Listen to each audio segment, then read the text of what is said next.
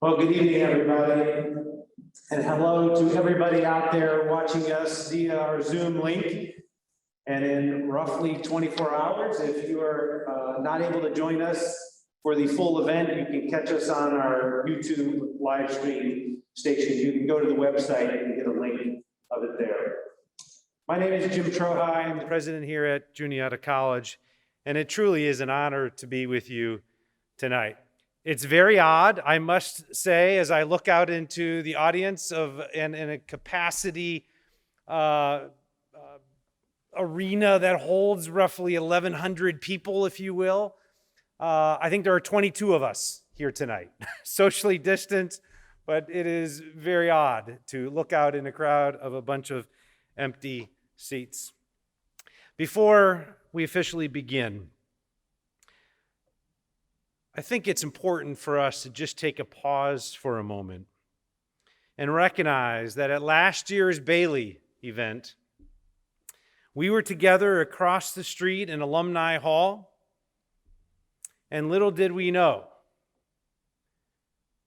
at that time and at that event, it would be our last public event for the next 12 months, I should say. Our last public event in 12 months. While we knew about COVID-19 and we knew about the spread at that particular time, we had no idea that would eventually take the lives of over 2.5 million people globally, including nearly 516,000 Americans to date. This pandemic has affected everyone in so many different ways. But my heart particularly goes out to anyone out there who has lost a loved one to COVID-19. Please join me in a moment of silence.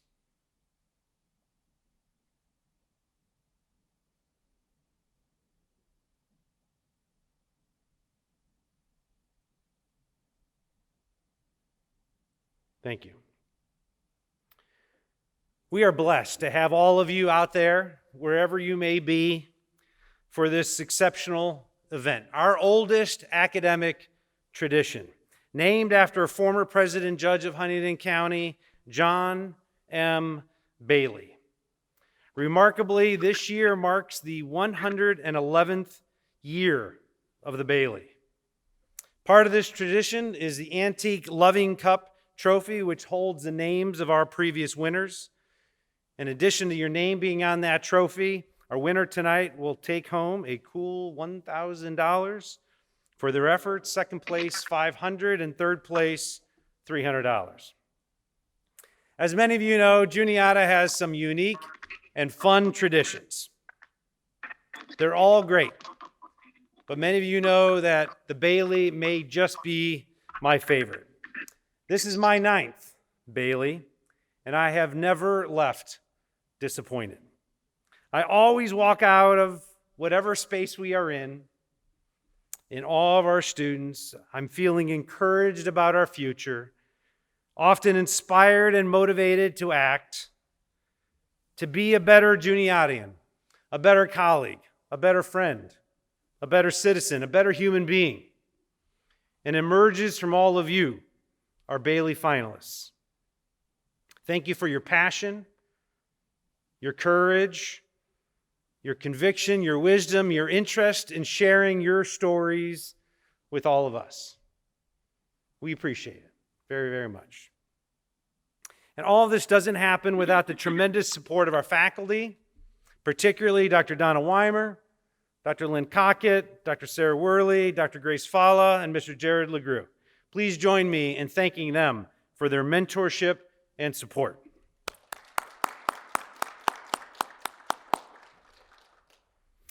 Additionally, I want to thank all the students who participated in the preliminaries 2 weeks ago. There were a lot of them. I think nearly 40 students participated on that Saturday afternoon who too shared their stories and inspiration with our judges. Please join me in thanking those students as well. So I ask, in this crowded room of 22 people, are you ready And everybody out there who are watching via Zoom, are you ready? Tonight, our contestants will be addressing the question, what did we learn from the challenges of 2020 that we can use in the future? Once again, thank you, finalists. Thank you to our judges. And thank you to Juniata, all of you Juniatians, all of our guests, for being with us tonight for this extraordinary evening.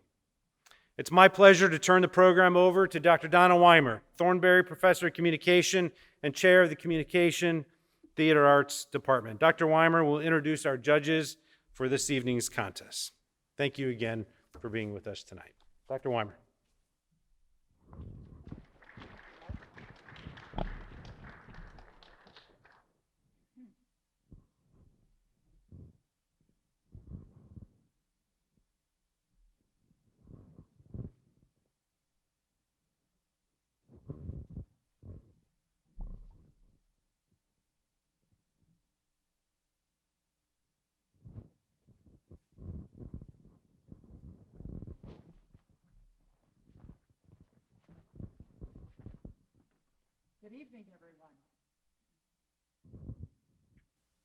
Good evening, everyone. I have my own special mic. As you saw, we have people just like they had at the inauguration. They're going to be coming in before and after every speaker. We are following all of the CDC regulations here this evening. I am so happy to be able to say, yes, the Bailey is going forward in these extraordinary times. For 111 years, students at Juniata have stood before audiences to be counted through their thoughtful persuasion on diverse and difficult topics. But never have we seen a year quite like this. What a pandemic. Mary Oliver, sage and poet, said, "In this universe, we are given two gifts, the ability to love and the ability to ask questions, which are at the same time the fire that warms us and the fires that scorch us." We have 7 Juniatians, fearless in both. So it is good for all of you out there to pause, reflect, listen, and settle in as they take on the world. So again, thank you all of you out there on Zoom. The Communication Department of Professors Cockett, Falla, Worley, LeGroux, and I are so pleased to have you share our passion and enjoyment in public speaking. A special welcome to all your families, alums, and friends who are joining us. As President Troja said, we had 38 students just a week ago participating in the prelim, and their topics ranged over healthcare, disinformation, racism, mental health, the political divide, climate change, and more. They all challenge us to learn from these difficulties, to be better individually, and to care about the common good. I wish you could have heard them all. Each speech represented why Juniata College is vital to creating caring leaders and global citizens. The preliminary judges that made Saturday such an academic challenge were also alums. Allie Golden, class of 19, Steph Najeru, class of 17, and Haley Schneider, class of 15. They were most impressed with their fellow students and labored long and late into the afternoon and evening assessing your speeches. We simply have the best alums and friends. Please help me thank those judges for sharing their dedication to the art and craft of public speaking.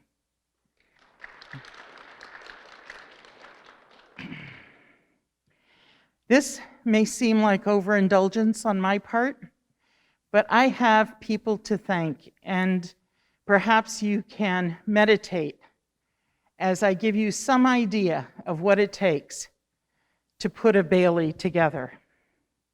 Given the constraints of holding the Bailey Oratorical contest during a pandemic, I can only say that our team of faculty, staff, and tech experts are outstanding and made it possible for our students to present.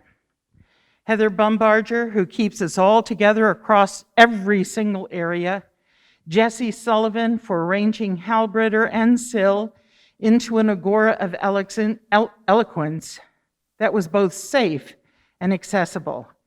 Jesse's team, Tony Reyes, G, Charlie Kovac, Javi Rosario, all fabulous, all working hard for more than a day, let me tell you right now. The digital media studio, as you can see back there, Luke Frigello, Bill Michello, Joe Tyler, Ann Woods, a stalwart band of digital technicians. And there were more. TSC staff, Ashley Purvis and Ali Perez, right? Thanks to everyone who helped make one of the oldest academic events at Juniata high-tech.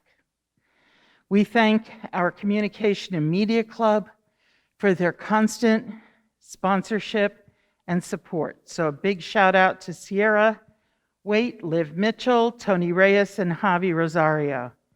And of course to our generous alumni, Jane and Guy Croyle and Jan Hartman, who make our gifts possible. As I said, it's an impressive list.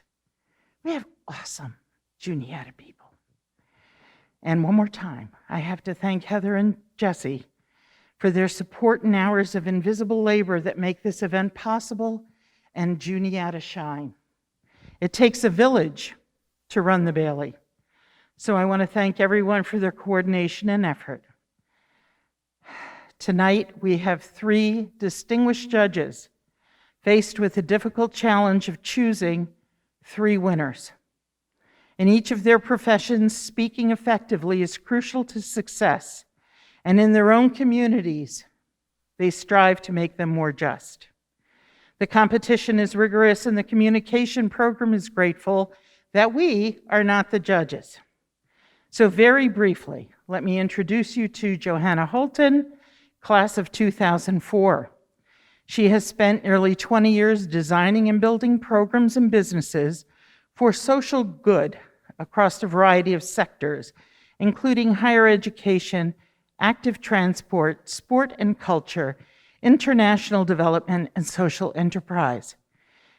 In addition to founding the award-winning Cycle Hack, Johanna has created and curated 4 TEDx events. Having done just one, I can't even imagine. 2 creative and cultural festivals and the global phenomena Penny in Your Pants.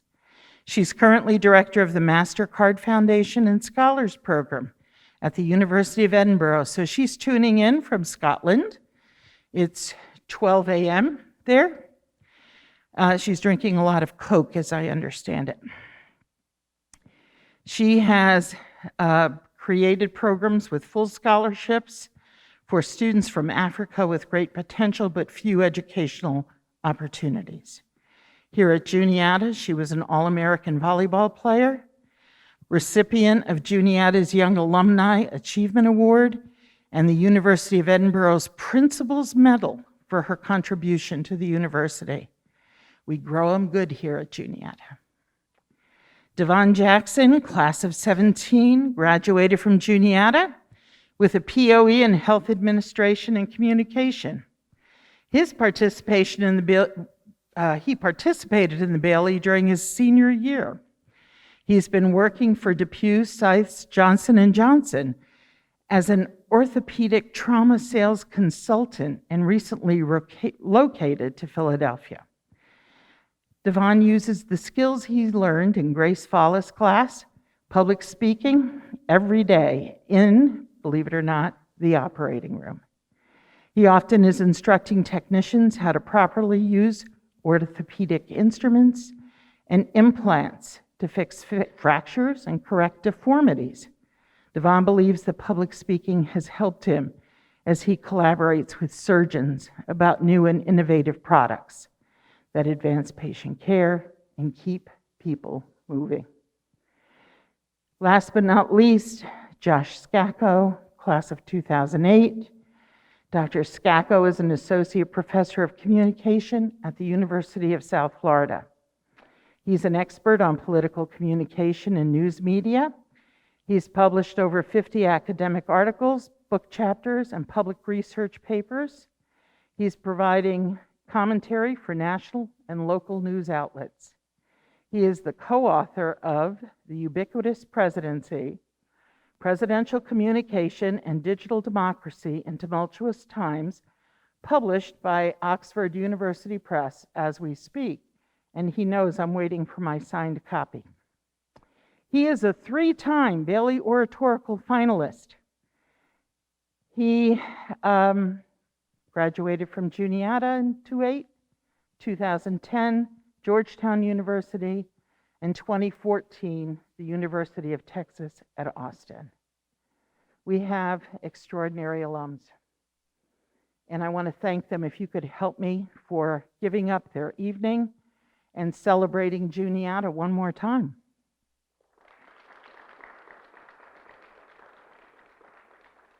Our finalists will go in this order.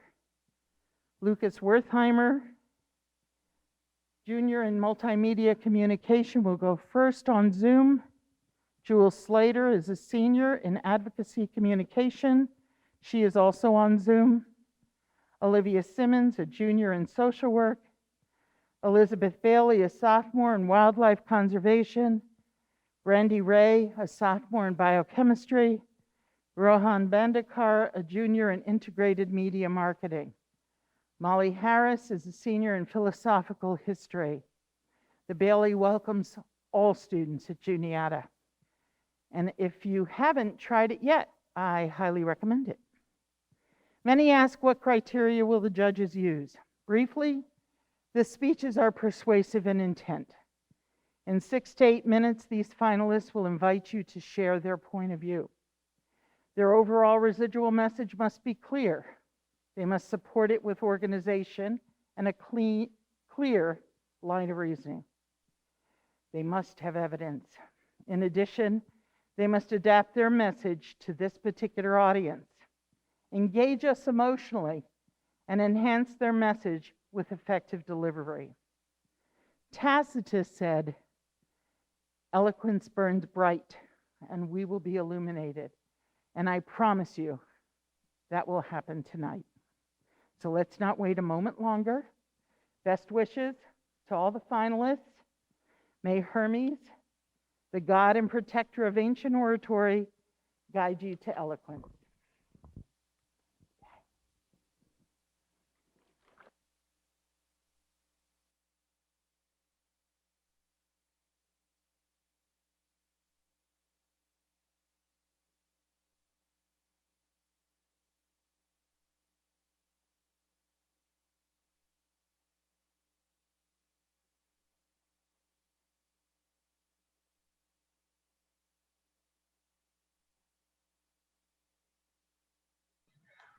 Lucas Wertheimer. Growing up, there was one lesson that I learned every year. Do not underestimate the power of nature over humans. As a boy, I would sit in our living room watching the storms outside, and each year the storms seemed to be worse than the year before. Eventually, I started researching why this was, and I quickly realized that no matter how terrifying nature is, we humans are making things worse, and we need to change. Since I was a boy, I have had a personal passion for the environment, and with this passion came a desire to speak on the environment's behalf. I am here to tell you that nature has an incredible power over us, and we need to learn. We need to learn that nature has power, we need to learn that we are unprepared for nature's power, and we need to learn that we need to change. And 2020 may finally be the catalyst to allow us to learn, because not until 2020 has there been such a widespread display of nature's power and how it has challenged the world. The first of nature's displays was the rather small in comparison to COVID-19 pandemic, the mere issue of Australia being lit ablaze. Images were pouring across the internet of animals displaced, suffocating, and dead. Forests glowed orange like fires in a forge, and images of age-old woods looked more like images of hell rather than earth. What shocked me most, though, was the smoke. In the capital of Sydney, the smog was so thick, visibility was reduced to virtually zero. And make no mistake, pictures were not the worst of what we saw. What was worse was the numbers. 46 million acres of land was burned, 3 billion animals killed or displaced, and 20 million people, which is 80% of Australia's population, were affected by the smoke, 4,000 of whom had to go to the hospital. Fire would become a theme across the rest of 2020 as flames raged across the US and Brazil. In the US alone, more than 58,250 wildfires have occurred in the last year. As of December 7th, 4.2 million acres of land in California has been burned. In Brazil, 5 million more acres of the Amazon rainforest was reduced to ash. Yet all of this fire was just the beginning of what nature had to show us, a mere palate cleanser for the things to come. The power of nature also revealed itself in something as small as a virus. And while the virus was small, the impact was global. A virus that is so strong that in the year where our country's influenza cases are down 98%, our death toll tonight is up 515,254 people. That's almost one death a minute for an entire year, which means every minute the light leaves someone's eyes. Every minute, someone lays down never to get back up. Every minute, someone exhales one last time. Yet for all the fire and the plagues and the death, nature is not at fault. We are. We don't realize that we create the conditions that allow nature to have such power over us. This virus is not nature's fault. It is ours. How? Because we brought nature into our homes. A bat that was being sold at Marketplace is responsible for all this death. A bat which carried a mutated version of corona came into contact with a human, and suddenly we were thrust into a global catastrophe. Why? Because we didn't respect it. After all, it's one small bat. What could it possibly do? The answer is a lot. By not respecting one animal, humanity was brought to its knees. And these days, animals are everywhere. In the early days of the lockdown, the internet was flooded with images of animals wandering streets and towns. I'm curious, where do you think these animals came from? The answer is they were already here. They have been living in close proximity to us all this time. Honestly, this should come as no surprise. We treat nature like a shopping mall, and we consume the natural habitat of these animals. There is very little land untouched by humans left. Excluding Antarctica, only 23% of all land is still wild. And if you were to ever take a look at what constitutes what remains of the wild, the majority of it is in the frozen north or it is desert. Humanity has settled so much of the world that animals now live hidden among us and not in nature. The border between the wild and our homes is no longer there. The wild now exists in our towns, in our cities, and in our homes. In my small yard in the middle of suburban Maryland, every day, hawks fly overhead, foxes sneak around, and a plethora of deer walk the neighborhood. We continue to expand and expand and expand, and never once do we consider the dangers we are putting ourselves in. We have been poor stewards of nature. Our rapid expansion has caused this pandemic. And us causing global warming is one reason why forest fires are becoming more common. We keep underestimating nature, and yet we keep provoking her wrath. Why do we keep putting ourselves in danger? Because we disrespect nature, because we are ignorant. And this disrespect and ignorance leads us to be unprepared, and being unprepared has real impact. Ask anyone in Texas how they feel about being unprepared. For those of you who don't know, Texas is suffering from a massive winter storm, which left 10 million people without drinking water and 4 million people in freezing temperatures without electricity and heat. So far, nearly 80 Texans have died due to this storm. This includes people who froze to death and people who died from carbon monoxide poisoning in an attempt to stay warm. Why did these deaths happen? Because authorities left the state unprepared. What makes it worse is that the Texan government knew its infrastructure was vulnerable. This same thing happened on a smaller scale 10 years ago, but people did not learn, so they did not prepare. And humanity needs to prepare because nature doesn't mess around. In order to properly prepare, we need to change our attitudes and behaviors toward planet Earth. Many of the environmental catastrophes of recent years have been, if not caused by, then greatly exacerbated by human influence. We keep tampering with nature, and we must remember nature is very much able to take us down with it. So we need to stop hurting it, Stop pumping gases into the atmosphere. Stop destroying the wild. Stop wreaking havoc on ecosystems. Because every time we hurt the environment, we are asking nature to come hurt us.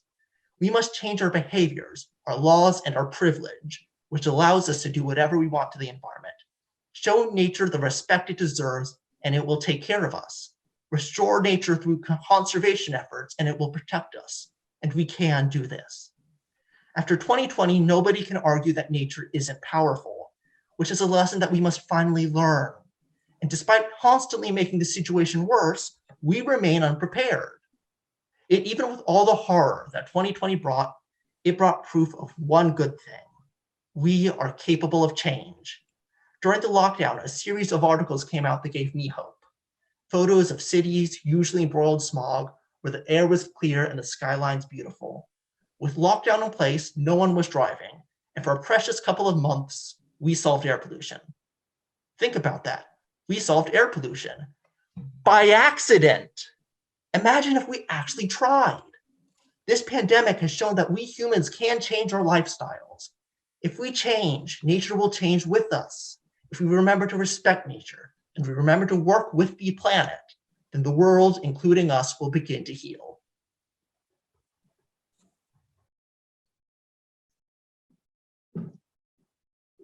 We just need to give the judges some time to make a few notes. So just be patient in between the speakers, and I'll always call the next speaker that's coming up.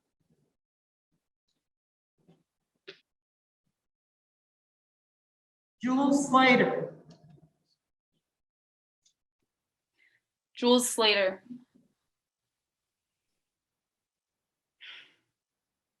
Just focus on the good. How many of us have heard that one before? But coming out of a year like 2020, how could we be expected to only focus on the good? Seriously, how many of us were genuinely pissed off that Baker stopped offering quesadillas last semester? And how many of us felt rage bubbling when our FedEx tracking read arrives tomorrow for weeks on end? But no, we're told to focus on the good and ignore our anger. Find a silver lining. Whatever happened was meant to be, right? I wouldn't be surprised if 2020 took the superlative angriest year ever. As if a worldwide pandemic weren't enough to make us boil over, add the eye-opening murder of George Floyd. Add the clash of opinions about protests. Add heightened emotions that divided families over which old white man will destroy the country next. All things we can't and shouldn't ignore. I bring this issue of anger to you from the realization that I still have a lot to learn about harnessing it. On Thursday, I was blindsided by the news that I had tested positive for COVID-19, despite all of my efforts to keep myself and my loved ones safe. Even though I'm thankful for Zoom, delivering this speech from Baker Guest House instead of from Rosenberger's stage is underwhelming and entirely frustrating. I'm still struggling to find a productive use for the anger I feel at COVID right now, but what I do know is that according to psychologists, anger, when harnessed, can be a productive, creative tool. By looking at how anger has motivated us individually, strengthened us communally, and inspired us globally, we can start to see how productive anger was essential to 2020's most significant changes, and how staying angry will push the limits on what we can accomplish next. There are so many examples of anger as a motivator in 2020. Maybe your anger at styrofoam waste last semester challenged the ease of picking up Baker boxes to go and motivated you to scrape your dinners into your own Tupperware. Or maybe you learned something new about yourself and your values in response to anger you felt in 2020. This was the case for me. In 2020, I found myself, as I'm sure many of you did, spending a lot of time alone. This time allowed me to reflect on an anger of mine, the accepted view that gender is binary. This anger at feeling like I fell just outside of what was expected of my assigned sex at birth, which I'd been keeping on the back burner for years, finally found itself at the forefront of my consciousness. Whether I liked it or not, I was forced to reckon with my own gender identity. This anger at society's normal motivated me to action in realizing that I refuse to see gender as either or, and I refuse to identify in a way that assumes this either or. For a while, my anger held me in a loop over feeling alienated within myself, but not feeling bold enough to do anything about it. When I finally confronted my anger, I discovered new things about myself and new ways to advocate for myself. Not only does anger motivate us individually and drive us to be better, it can also produce communal changes that strengthen our communities and bond us with others. One stark example of how a community bonded and changed through anger can be found right here. On June 26, 2020, the Juniata community was forced to react to an anonymous, racist, LGBTQ-phobic, ableist email signed by a concerned Juniatian.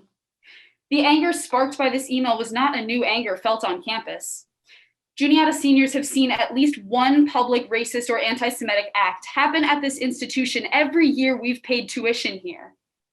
That's taken a toll on us, made us angrier and angrier each time we got an email from the Juniata administration containing the words, "This will not be tolerated here," when clearly it will.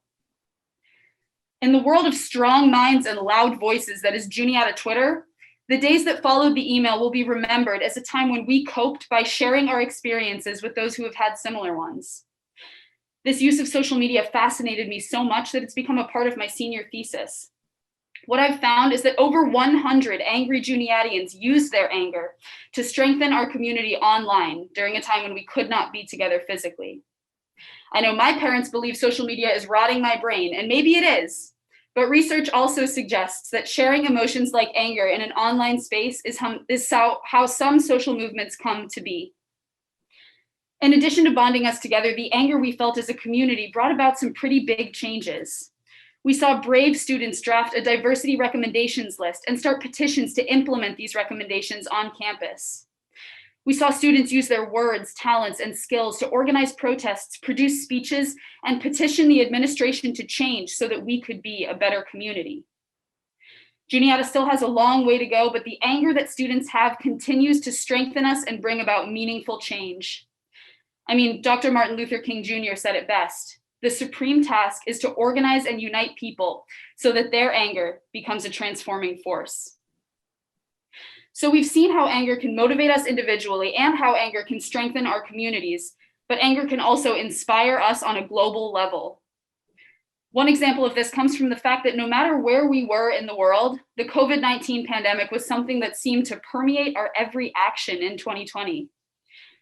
Whether you were frustrated every day because it was suddenly unsafe to hug your family and your friends, or you couldn't hold the hands of your loved ones as they passed, disease altered our world. As I struggle with my recent positive COVID result, it's bittersweet and oddly comforting to know that there are people on campus and all over the world experiencing exactly what I'm going through, who are just as angry as I am. Collective feelings, even of anger, have the potential to inspire empathy among people who may not have anything but that anger in common with each other. Just like Juniata's communal anger, global anger also brought about change, just on a larger scale. On Saturday, Johnson & Johnson's COVID vaccine became the third to be developed and authorized in record time. According to the CDC, 2 more are in phase 3 of their clinical trials. The urgency at which these vaccines were developed was inspired in part by our shared anger, held globally. COVID anger also inspired new means of spreading public health knowledge. For the first time in my life, I saw friends sharing information on public health practices as basic as hand washing, or this thing I'm wearing. In 2020, we witnessed more innovation in science and medicine, and more compassion among people, more empathy. So, how are we doing? Our pig roast, LAS, and sports seasons were canceled. We missed graduations, weddings, memorials. Some of us haven't seen our parents or grandparents in what's coming up on a year. In 2020, we watched as our systems failed us and we protested in the streets. We felt disease and isolation touch our lives in unprecedented ways. What we need to remember through all of this residual anger is that we are not alone. We can use this anger, just as we did in 2020, to motivate us to action, to strengthen our communities, and to inspire empathy around the globe. Tonight, you're going to hear a lot of stories that remind you of everything you were angry about in 2020. Some of my peers are going to dredge up memories that make you feel anger you didn't realize you had. The time to deal with it is now. Take all of the anger you felt in 2020 and let yourself feel it. Push your anger into productivity and let it motivate you to stand with others to change the world.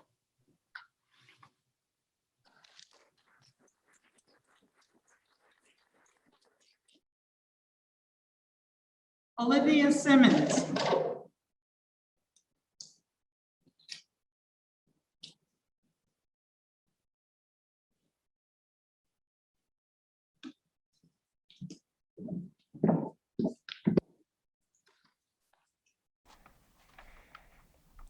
Olivia Simmons. Black Lives Matter. Finally, welcome to 2020 in Black America. Hashtag BLM is everywhere. So inspiring. Black Lives Matter. So simple. So simple, in fact, many people couldn't understand it. And quickly, it was bastardized into All Lives Matter. Wait, what? Of course, all lives matter. All lives have always mattered, but never have Black lives mattered. Really, for real. Black lives have been seen in America as disposable, devalued, and provocative. Black lives won't matter until we change this reality. We need to change the way Black people in this country are viewed, the way you see me, then live in the new reality. Black lives do not matter in America, where Black people have long been considered disposable, high school dropouts, convicts, welfare queens. If they went away, no one would notice or care. Black people are disposable. We had an opportunity to see how little Black lives mattered in 2020, and we displayed it for all the world to see. Monday, Memorial Day, May 25th, 2020. Most of us were still firmly attached in our COVID bubbles. The usual backyard barbecues were suspended, and the violent news became all-consuming. We were watching the video of George Floyd under the knee of a Minnesota police officer, and we watched him beg for his life for 8 minutes and 45 seconds and then die. Something so shocking and repulsive we couldn't turn away. There it was, plain as day, a Black man begging for his life, dying at the hands of the police, the modern day lynching. And that's when we knew it was true. Black lives do not matter. The trouble of 2020 quickly became that there was nowhere to hide. If our lives all mattered, then Black lives should matter. And law enforcement shouldn't kill us for no reason and get caught on video. I heard it wasn't for no reason. He died for passing a counterfeit bill. A $20 bill. He didn't kill someone, rape someone. It wasn't even a capital crime. He died for $20 on video for the whole world to see. Have Black lives always been devalued? I wondered, when did people begin to view Black lives as less than? America has answered the question time and again, decade after decade, year after year, day after day. Slavery was the foundation of our country, where Black people are sold and bought as property. Black lives don't matter. If George Floyd's life was worth $20, what's my own value? What do you think my value is? 400 years ago, when slavery was first brought to the colonies, we knew the worth of a Black person. Plain and simple, dollars and cents. Slavery was the core to our economy. If I was a slave girl of childbearing age, I might be worth $15,000 in today's money. I suppose maybe my life is worth no more or less than that of George Floyd's. Why do Black lives provoke white America? The biases in our society has made you believe that I'm not like you. I'm not as smart. I don't have resources. I'm less attractive and less caring. That I'm easily described as ghetto by the way I dress, confrontational when I raise my voice, and provocative when I play or dance. As a society, we have to change this way of stereotypical thinking. As much as we like to believe that these biases have changed in white America, we still cling to the beliefs and biases that were founded within our country. The implicit association test measures associations between white and Black people and evaluates them with familiar adjectives like good or bad. The researchers at Harvard came up with this tool that for many people may be the first time they honestly are confronted with their own biases and racism. White people have typically tested they preferred whites over Blacks, 48%. 35% who favored whites moderately too strongly. Even when white people claim no outward racism, they demonstrated a bias against black people. These white people are my friends, and I know they see me as more disposable, devalued, and provocative. Sadly, I know they are biased. I also recognize that they may be completely ignorant of their own implicit bias. Who's provocative now? We have to decide that all people deserve to have the benefit of the doubt. By educating ourselves and learning about micro and macro aggressions, as well as our nation's long history of discrimination, we can move towards a new equal nation. This will not be easy. History books will need to be rewritten. We will have to accept that our history as Americans is uncomfortable. If even those white people who believe they bear no bias have still benefited from the foundation of white supremacy. I accept responsibility for challenging the perception that I am disposable, devalued, and provocative. I no longer quietly move away when I hear racist words, dismissive comments, and unintentional bias. I have done what many of my white peers need to do: educate myself, to use my voice to confront the institutional racism that oppresses Black people and supports our system of white supremacy. I live in Washington, D.C. Protesters came out day after day to demonstrate and protest the death of George Floyd. I watched what people were saying on my social media. It was like drinking from a fire hose. Breonna Taylor, Ahmaud Arbery, Jonathan Price, Casey Goodson, Andrew Hill, say their names. And that's just a few of unarmed Black people killed by law enforcement in 2020. And I have to wonder, when will Black lives really matter to white America? Will my life matter before I die? Will I only matter if I make fortune like a hip-hop star? Will it matter if I'm a nobody, but your neighbor, your friend, your employee, your student, your lover? When will Black lives matter? When will I matter?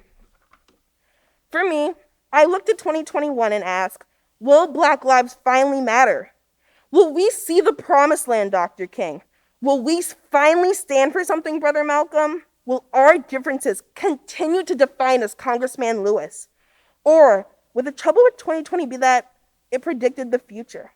Will 2021 be the time when my life and every Black person in America's life will actually matter? Or will we have to wait another decade or more to not be seen as disposable, devalued, and provocative in America, in the land of the free? Hashtag Black Lives Matter. Hashtag support Black-owned businesses. Hashtag support Black artists. We need to create this new reality together, one where people in America stop seeing us through implicit bias, so Black people can stop dying at the hands of the police, unarmed and not a danger to society. Already this year, only 3 months into 2021, 15 Black people have been murdered at the hands of the police. I suppose I answered my own question. Do Black lives matter? Does my life matter? Not yet.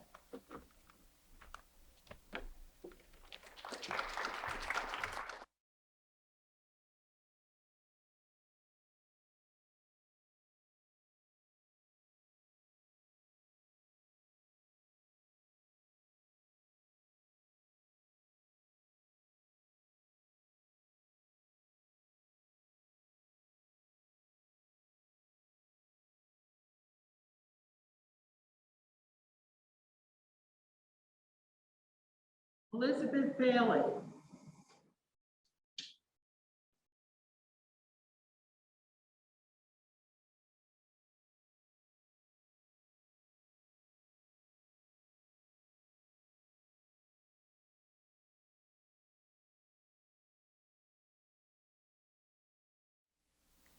Elizabeth Bailey. This past winter, in the middle of the shutdowns and the school closings, hundreds of thousands of college students became essential workers. I was one of them. I was one of the lucky or unlucky, depending on your perspective, 7.78% of the American populace who the Bureau of Labor Statistics considered essential. There was no time to grieve for my old college life no time to process the panic attacks I had when moving out of Sherwood in a hurry. There were bills to pay. Every morning, I put on a mask and made my commute to my job at a nature center, watching the same repetitive scenery out the window of my car and feeling myself settle into depressing monotony. Dark circles and shaky hands became my daily look. Over lunch, my coworkers and I sat in opposite corners of the office, hoarding hand sanitizer like it was made of gold, and talking in hushed tones about the terrible things we saw on the news. Then we would go out and greet the public with a smile. Be sure to smile with your eyes, corporate instructed us, because the mask hides your mouth. Never before have I been so exhausted, and I know that I'm not the only one. My experience as an essential worker became my firsthand account of compassion fatigue. 2020 was the year when compassion fatigue became more than just an obscure definition in a psychology textbook. It became our reality. If we are to learn anything from this past year, it must be how to endure, how to make compassion sustainable, because we cannot fix anything if we are too tired to care. We face this challenge by defining compassion fatigue, combating apathy, and acknowledging the burden it puts on us. The exact definition of compassion fatigue is often debated, but the American Institute of Stress, yes, that is a real thing, defines it best. According to them, when you are exposed to nothing but suffering, caring becomes exhausting. Compassion fatigue swept the nation in 2020. It was reflected in overworked moms whose kids were suddenly at home 24/7, in cashiers who work on their feet and are at risk every day, in the blank eyes of students on a Zoom class. It's similar to the burnout that we expect from academics, though we never imagined it would follow us beyond a Moodle page. It's what you feel when the voices of the newscasters reading infection rates and numbers of the dead and climate reports and accounts of police brutality become background noise. 2020 was full of that feeling, of physical, overwhelming weariness that brings your empathy to the brink. Depression and anxiety spiked in 2020, especially among people our age, with Mental Health America estimating a 40% uptick in diagnoses among college students. If acknowledging the world feels like defeat, not acknowledging it feels like surrender. So now that we know what it means, what do we do about it? Well, once we acknowledge fatigue, we can turn ourselves to combating apathy. Over break, if you can call it that. I remember watching the world change for the worse live on the news every night, and all I could think in my exhausted state was, I have to get up for work in the morning. The same thought that was echoed in everyone else a part of that 7.78%. And although our work exhausted us, at least we had work. If you were not working or could not work, I know you must have felt it too. The way each horrifying headline slowly became the new normal. This exhaustion builds apathy, makes you want to stop caring. It is surprisingly easy to accept, especially when you see others who fail at their basic responsibilities. When you are doing everything right, wearing your mask, staying at home, donating to wildfire relief or protest bail bonds, watching others who just don't seem to get it can be, let's say, frustrating. When your classmate wears their mask below their nose, or your Facebook friends spout conspiracy theories, or the Kardashians throw an extravagant party at which no social distancing takes place, it can be so tempting to say, damn it all, if they don't care, why should I? Believe me, I understand. I once had a patron tell me it didn't matter if she wore a mask in my building or not because no one else was there, because apparently workers aren't people. Sometimes I tell myself if I get one more email about unity in a time when we have never been more divided, I might just lose it. But, even though it is difficult, you have to remember that it's possible to hold people accountable for their actions, to join a movement, to change minds, to do whatever you think your part has to be. That being said, it is only possible if you still care. There is no saving a world that you've already given up on. Apathy drains you. It feeds the exhaustion. By fighting it off, you give yourself more energy to care. We fight it by acknowledging the burden. You can't fix a problem if you won't admit that it's there. Pretending that compassion is easy helps no one. Neither does shaming yourself when you stumble and fall. As any good doctor will tell you, work requires rest. In fact, the American Medical Association recommends taking breaks from media when possible. So do not blame yourself when the numbers on the television begin to blur. Taking time for yourself, be it a day, a minute, or a breath, any time you can get, is beneficial in the long run. You do yourself and others no favors by running on empty. To address the challenges that 2020 brought to light, we must be well taken care of. Real action is required to address the flaws that brought us here, but movements are generally more successful when piloted by people who have slept. There will be days when it's all too much. Such is the reality of existing in a world in crisis. It is neither compassionate nor productive to push yourself anyway. Step aside, take a breath, and get support so that later, if someone else needs it, you can give support.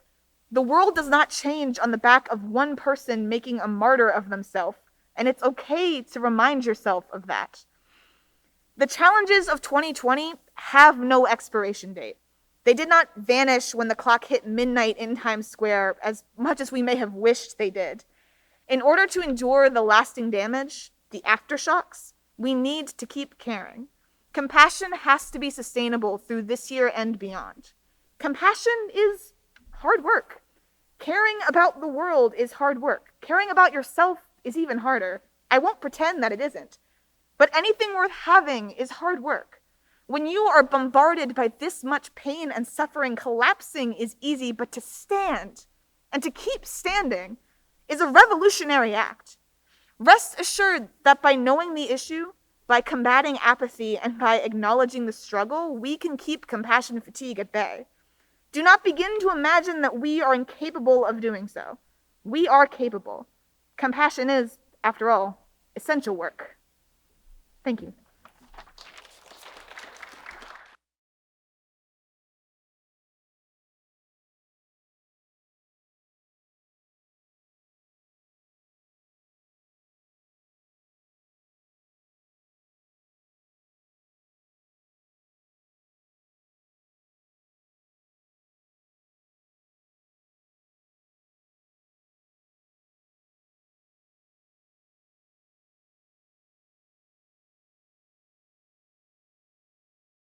Brandie Ray.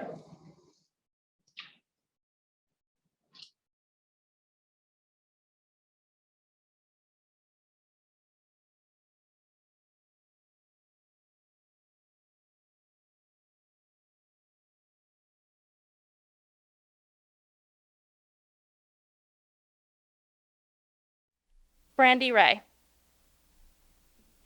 In 1907, a doctor named Charles Davenport designed a series of experiments to justify Black Americans as lesser beings. The medical and scientific communities wanted an explanation as to why Black individuals had higher rates of infant mortality, were more susceptible to disease, and had a decreased life expectancy.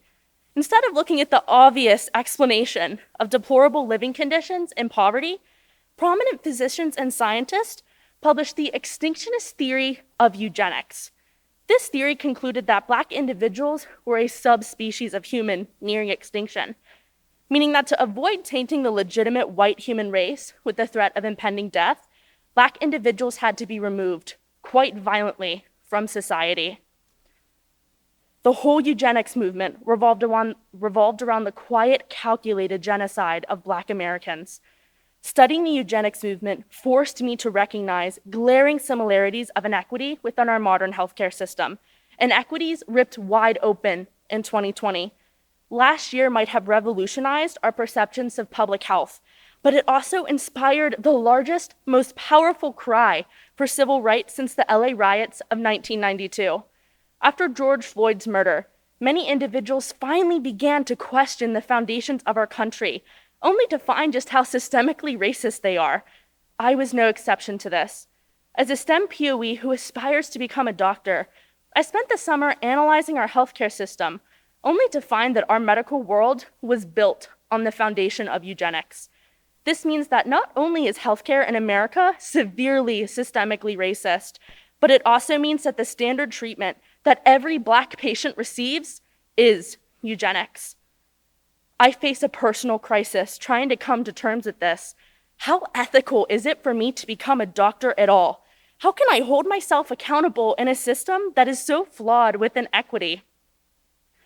The eugenics movement is so powerful that it still controls the way that we practice medicine today by 1, perpetuating the false idea that race is biological, 2, standardizing inferior medical treatment for Black Americans, and 3, intentionally predisposing Black communities to severe vulnerability. Truly evaluating the health inequity in our country is a devastating process, but it is one that is necessary to begin. In America, the last viable option in order to save somebody's life who is dying from kidney-related disease is a transplant. But due to the underlying assumption that race is biological, needing a kidney transplant is a death sentence for Black Americans. White Americans receive kidney transplants 4 times more often than Black Americans due to a racist correction factor developed by the National Institute on Kidney Disease. Scientists, during initial studies in 1999, believed that Black Americans had unusual biology that required a correction factor placed on a formula that determined their level of kidney failure. The correction factor prevents results from dropping down into a threshold that would qualify a patient for a kidney transplant. What is so astounding is that for years, National Geographic, the Scientific American, Harvard, and the National Institute of Health have all conducted studies to determine that race is not biological, meaning they completely discredited the correction factor for being scientifically inaccurate. Race is a complete and utter social construct. This means that for nearly 2 decades, we have been preventing a whole entire group of people from receiving life-saving medical treatment. Yet, this correction factor is still being utilized as a gold standard of practice. Where is the accountability, especially because it does not stop with kidney transplants?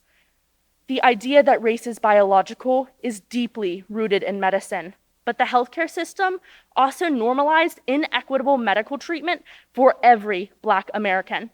An example of this is colorectal cancer. Colorectal cancer is cancer within your bowel or your colon, and it's considered to be fairly common and treatable by the American Cancer Society. Yet, the University of Arizona published a study concerning how Black Americans have the highest incidence and mortality rates with colorectal cancer out of all our ethnic groups. Even when adjusting the statistics to account for decreased access to healthcare and inadequate amounts of cancer screening, massive disparities still remain, meaning the only reason why Black Americans are 50% more likely to die from colorectal cancer than white Americans is because our healthcare system is not treating their Black patients. Common practices and legal policies are not nearly as stringent for Black communities as they are for white ones. This means that when the cancer is finally found, the likelihood of fatality has been increased exponentially for a common and treatable disease. Why does this keep happening? Where is the accountability, especially right now? The current COVID-19 pandemic shows just how powerful the eugenics movement is in our medical world because they allow diseases to target specific populations, making them more vulnerable than others to fulfill the intended genocidal purpose of eugenics. According to the CDC, Black Americans are roughly 3 times more likely to be hospitalized and 2 times more likely to die from the coronavirus compared to white Americans. While these statistics alone are horrifying, the mechanism behind these high mortality rates are because of the eugenics foundation of our healthcare system. Various studies by the National Institute of Health have proven that Black Americans are less likely to have access to healthcare, live in an area with a top-ranking hospital or clinic, and even be provided medical treatment at all. To truly put the perspective of genocide in place, there is research being released by MIT that suggests marginalized groups like Black Americans are less likely to have large immune responses to the COVID-19 vaccine, meaning they will have less immunity than white Americans in addition to severe vulnerability. Our healthcare system intentionally targets the Black community, allowing them to suffer and die during times of highly prolific disease. It's overwhelming.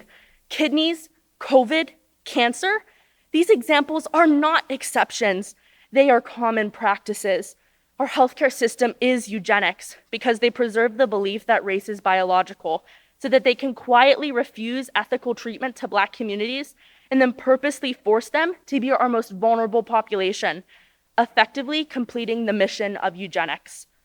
Systemic racism is nearly impossible to combat, as we have learned from the healthcare challenges of 2020. But I made the resolute decision that I wanted to become a doctor so that one day I could provide fair and equitable treatments to all of my patients. But how could I do that when I found out that all healthcare practices are oppressive, specifically towards Black Americans? I can begin fighting back by exposing the indoctrination of the eugenics movement and holding myself accountable as a healthcare practitioner. For any person who engages in healthcare as a student, a scientist, a teacher, or even a patient, we have to hold each other accountable to end the perpetual cycle of eugenic medicine. And if we can't do that for ourselves, I demand an effort to completely recreate our healthcare system by dismantling the eugenics movement. So it's time in 2021 that we begin to free our healthcare system of eugenics.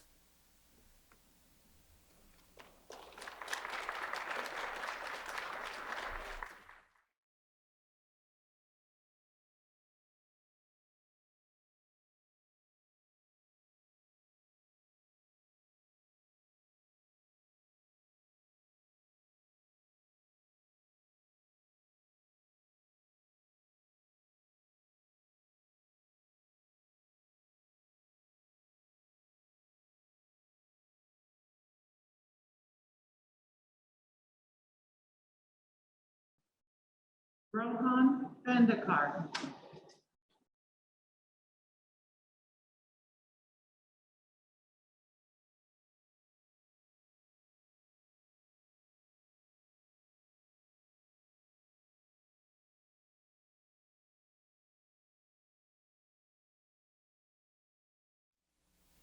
Rohan Bandekar.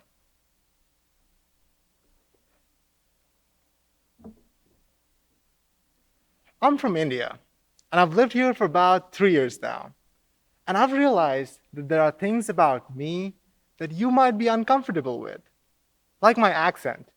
And it's okay, because there are things about you that I am uncomfortable with, like the weather. Can we talk about the weather for a second? It was nice and sunny today, but remember last week when there was a literal sheet of ice on the ground? A sheet of ice on the ground. Where I come from, that's just not a thing that happens. So for the first 18 years of my life, I was not trained to be aware that there can be ice on the ground. And I was just slipping and falling everywhere. It's so hard to see ice in the first place. And then one day someone told me that the secret to walking on ice is to know when it's icy. And to that I said, yeah, that's relatable. See, as an Indian living in America, I've struggled to be relatable, and I've struggled to be comfortable. So tonight, I want to try and bridge that gap. I want to talk about something that you can relate to and that you can recognize in comfort. Are we ready? Sounds good? Cool. Let's talk about racism. Let me begin by telling you a story about judging people. In the summer of 2020, I was unable to fly back home because of the pandemic. So I decided to spend my summer in this town, the metropolis of Huntingdon. Now, as a brown man living in central Pennsylvania by myself, in what some of you may call Trump country, my friends and family were reasonably worried. They would tell me to be careful and ask me if I was doing okay. And I was, really. And then I met my neighbor, Joe. Joe was a white man in his mid-30s. He drove a pickup truck, and most importantly, he did not wear a mask. Now, in a country where you advertise who you're voting for by either wearing or not wearing a mask, I had developed a system of sorts to recognize who is who. One day, I was in my backyard when Joe came around and said hello. I saw Joe, the pickup truck, and of course the no mask policy, and I had my assumptions about him. Turns out, Joe was a really sweet guy. He welcomed me into the neighborhood, and when he found out that I was unable to fly back home, he extended his support, and he helped me out because I didn't have a car here in rural America. I'm not saying not wearing a mask is okay. I'm just saying that we as human beings form judgments about other human beings even before we get to know them. What I had learned from this interaction with Joe was that I had developed an implicit bias, a bias I didn't even know I had. Implicit bias is a bias for or against an individual or a group that belong to a certain section of society, which operates at a subconscious level, unknowingly. Implicit bias affects every single one of us, rich or poor, college educated or not, at every level of society, in every institution, in every culture, and in every single country in the world. But here is the kicker. The consequences of implicit bias is not equal for everyone. Looking at America from the outside in, I realized how this same implicit bias had disproportionately impacted minorities and communities of color more than we even know. We see this impact everywhere, and we especially saw it in the challenges that we faced last year in 2020. Personally, I was told by someone that I speak really good English when they found out I was from India, because apparently every Indian sounds like Apu from The Simpsons. Last year, our college realized that moments and instances of implicit bias can creep into our classrooms, communities, and email inboxes. And we have a long way to go to challenge that. And last year, as a country and beyond, we realized why Black Lives Matter. Because generations of unchecked implicit bias has fueled systemic racism that led to the murder of George Floyd and countless others. Yes, we were angry. We were uncomfortable. So, what can we do about it? How can we solve what seems to be the greatest social science problem of all time? To be honest with you, I don't know. But what I do know is what makes implicit bias so dangerous is the fact that it's difficult to even see it in the first place. Just like ice. And one thing that I have learned living in the cold and harsh winters of central Pennsylvania is that the secret to walking on ice is to know when it's icy. By being aware that the ground beneath us is slippery, we are more prepared to walk on it. We can take a step forward with caution, and we can respond proactively, not reactively. I believe that by being aware of implicit bias and putting in the effort to understand its impact on minorities and communities of color, we can take a step forward in our struggle to dismantle systemic racism. And just like how we protect one another by saying, hey, watch out, it's icy, we need to watch out for instances of implicit bias and take action against it. Author Ibram X. Kendi said that the opposite of racist is not racist, it's anti-racist. Being not racist is not enough in a world with systemic racism that is fueled by implicit bias, a bias we didn't even know we have. Being anti-racist is about speaking up and taking action against injustice, to act proactively, not reactively. To take action, you must be willing to sit down and have uncomfortable conversations with people whose beliefs are foundationally different from yours. And you need to speak up when you see instances of implicit bias, because being silent is not enough. Martin Luther King Jr. said that the ultimate tragedy is not the cruelty and oppression by the bad people, it's the silence over that by the good people. If we want to make this world a better place for everyone, we need to be aware of the iciness of implicit bias. We need to put in the effort to understand its disproportionate impact on minorities and communities of color, and we need to take action to speak up when we see instances of implicit bias in our communities. even if it makes us uncomfortable. Now, for me, walking on ice is still really uncomfortable. But as someone living in central Pennsylvania from India, I have realized that if I want to learn how to walk on ice, I need to be okay with being uncomfortable. And I know that racism is not something that we talk about and recognize in comfort. But if we want to dismantle systemic racism, we have to be okay with being uncomfortable. And I have hope that one day, one step at a time, we can make this world a better place for everyone. Thank you.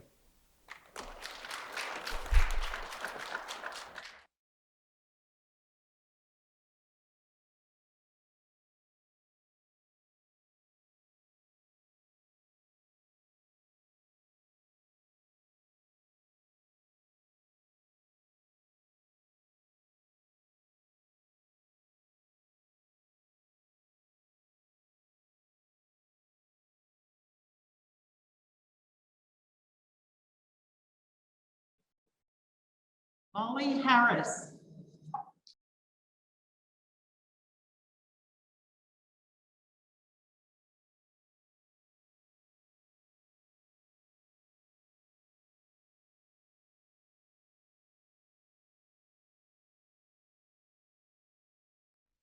Molly Harris. On March 13th, 2020, our government declared a national state of emergency. But March 13th was also the day that my grandmother broke her hip, which forced her to enter a nursing home. The coronavirus created a barrier that isolated her from the rest of my family, and I didn't know when I would see her again. But the advice that she had given me throughout my entire life ended up getting me through 2020. When times got tough, my grandmother always told me, you have to experience the bad in order to truly experience the good. In other words, joy is only possible with the existence of pain. She taught me that we have to surrender to the extremes in life. But what does it mean to surrender to the extremes? I had no idea what to make of this growing up. But the past year really made me understand what she meant. The first step to surrendering is to let yourself grieve. My grandmother taught me many important things, but I generally viewed her advice as mere poetry. But by the time I realized that her poetry had pulled me through so much suffering, it was too late to tell her.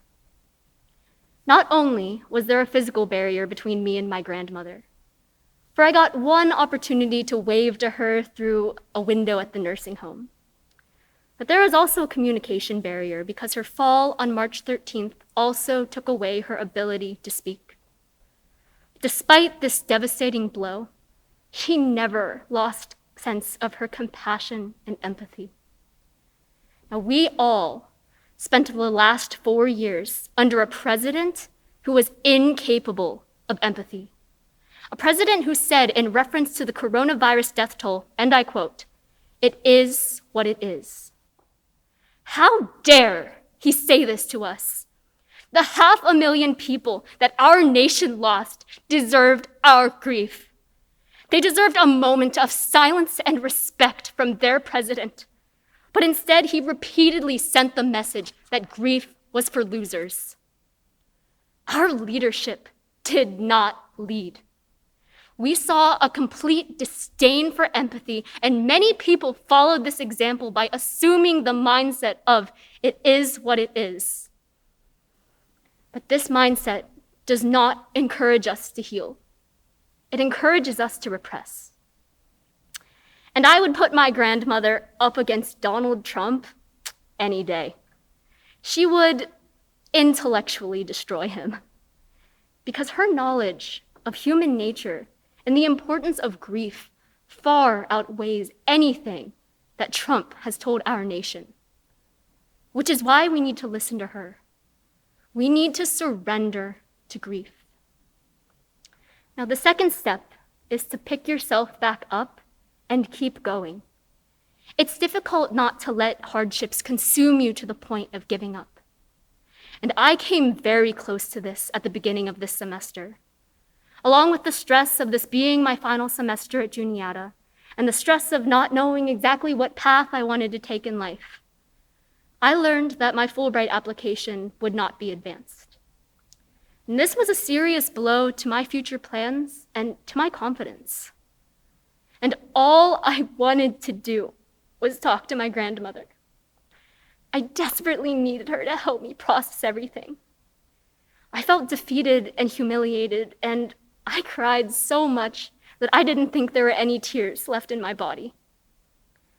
But every time I caught myself spiraling, I remembered what my grandmother told me about experiencing the bad in order to experience the good. Plus, she would literally kick my butt if she knew I even thought about throwing in the towel. She always taught me to keep fighting. When things get tough, you have to pick yourself back up. You have to carry on. You have to fight. 2020 knocked us all down, but we're the only ones that can pick ourselves back up and keep going.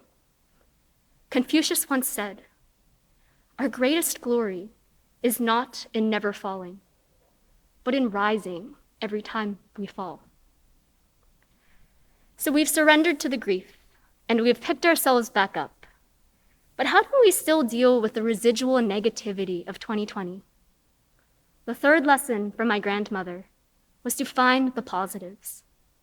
2020 was a year of loss for all of us, whether it was loved ones, experiences, opportunities, even motivation. I lost the ability to see my grandmother, and she lost the ability to speak. But I still called her every week because this was our little snippet of positivity during such a devastating year. And even though she couldn't talk, she listened to what I had to say, and I could feel her unconditional love and support. Rather than focusing on the negatives, I talked about the little victories. Now, my grandmother loved philosophy, and one of her favorite quotes was from Aristotle, which said, "In all things of nature, there is something of the marvelous."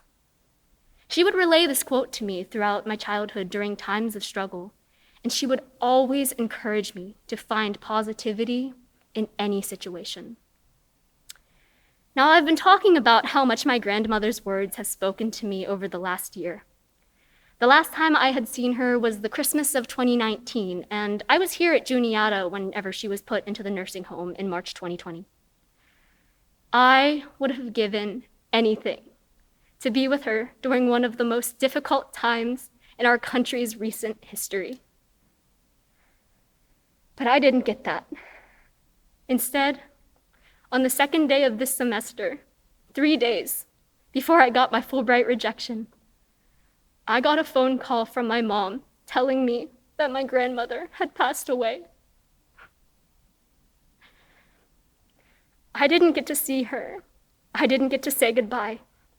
And I wanted to quit. I thought about finishing the semester remotely. I thought about taking the semester off or just dropping out. But the more I thought about this, I knew that it would go completely against everything that she taught me. I had to live her words of wisdom. And don't get me wrong, I'm still hurting, and I'm still grieving, and I am still raw with emotion. But I'm surrendering to these feelings, and I'm not letting them defeat me because this does not honor her. Allow yourself to grieve. Pick yourself back up. Find the positives. Surrender to the extremes in life. Listen to my grandmother speaking to you through me. And ignore those people who tell you to suck it up, or to let the pain crush you, or to cling on to the negativity. The woman who got me through 2020 did not even make it through herself. But she understood what countless people in this country failed to see. A humble woman from Pennsylvania possessed more emotional wisdom than the people who were supposed to lead us through this year of suffering. And I am here to honor that great woman by giving you her message. Surrender to the extremes in life.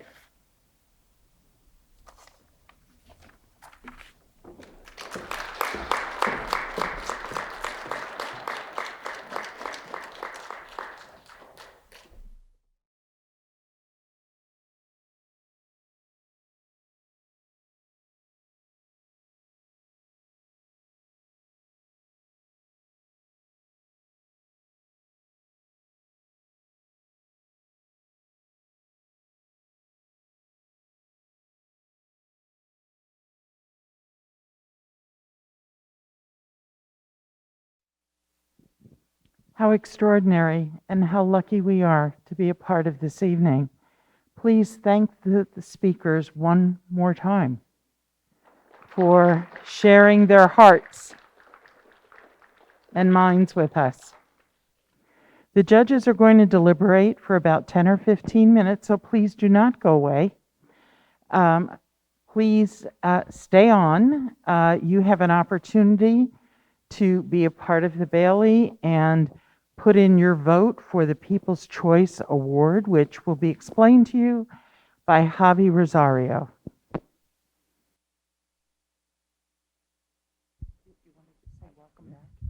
Okay, welcome back. Hope you guys enjoyed the long wait. So we have tallied the votes for the People's Choice, and the winner is Rohan! Woo!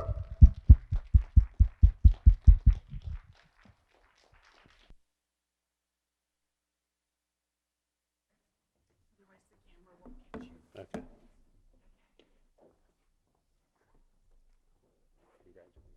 Thank you.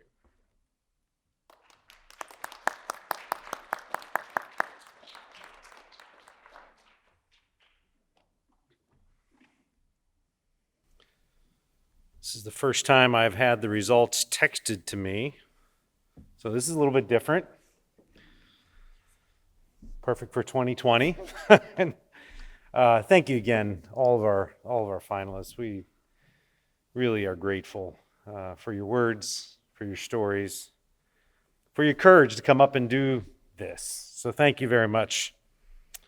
Again, the Baileys did not disappoint.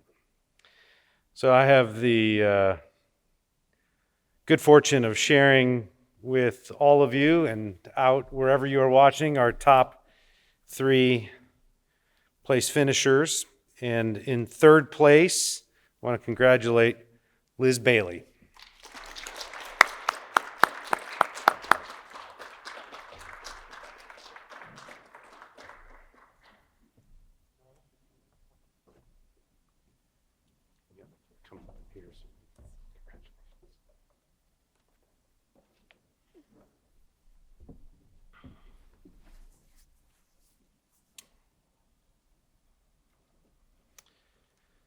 Our 2nd place finisher, congratulations to Brandie Ray.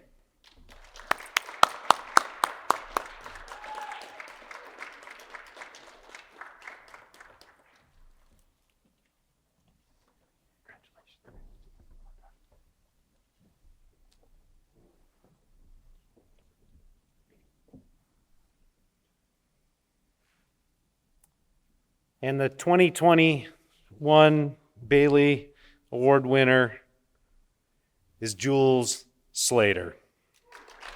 Congratulations, Jules. Which camera am I looking? This one here, or this one? Right here. All right. Congratulations, Jules. Well done. This will get to you here soon. We'll make sure you see it. Kiss it. I don't know how we're going to do that. Sanitizer, kissing, sanitizer. Through a mask, right? There you go. Mask. Congratulations. Congratulations. One more round of applause for our Bailey Award winner, Jules Slater.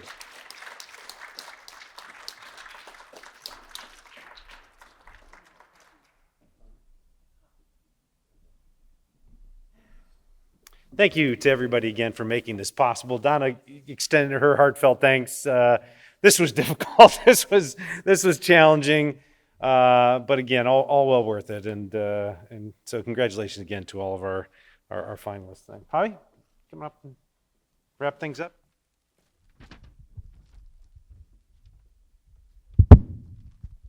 I apologize. First off, congratulations to Elizabeth, Rohan for winning the People's Choice, Brandie, and Jules. Tonight, we have seen students dedicate their time to craft their speeches to become the best that they can be. However, we must give appreciation to the teachers who help these students, as well as all students overall, become the best students that they can be, as well as the best people that they can be. We honor Dr. Grace Falla, who epitomizes a teacher passionate about public speaking and its power. This year's Bailey would have been the 30th year that she has helped both fostered and coach these students to excellence. However, she could not be here today for the universe had other plans for her. Nonetheless, it is important that we, her students, honor and recognize all the work that she has done for Juniata College, not through her commitment through public speaking, but as her work as an amazing communication professor. My experience here at Juniata definitely would not be the same without her in it. She is the reason I had added communication into my POE ever since the first class I took with her. She has provided an energizing light, making it fun to learn in class. No matter what mood you were in, she was able to lighten up anyone's day, being her corny, cheesy, vibrant self. While teaching at Juniata, she has supervised the growth of the Diversity and Inclusion Office, the annual soapbox speeches, the Great Orations program, as well as All Ways of Loving, which is now known as PRISM. She continues to transform and brighten those around her. So the Communication and Media Club would like to present this Bailey Oratorical clock to commemorate her 30 years of dedication not only to the power of the spoken word, but to her dedication to her students. The Communication and Theater Department would like to celebrate her uncountable contributions with this bouquet of flowers. We will hopefully get that to her as soon as possible. So everyone have a great night, and congratulations to all the finalists for making this a great Bailey night.